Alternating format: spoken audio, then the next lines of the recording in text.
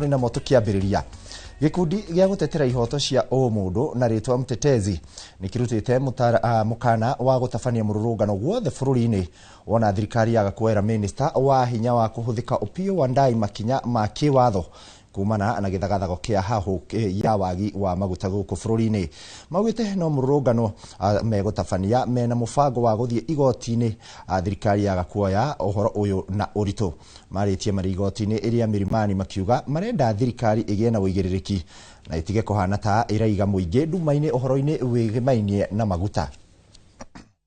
This is the same country that sold us substandard fertilizer, mafia punda, you guys remember.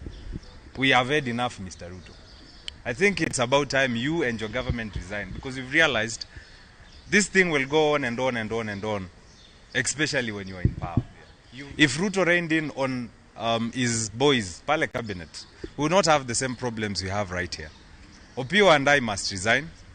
Lee Kinyanjui must resign. The KEBS managing director must resign.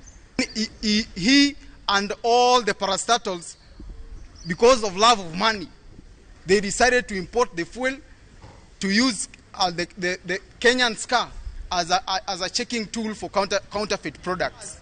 He is sending goons to beat our media people, steal from them, and telling us that the government is theirs.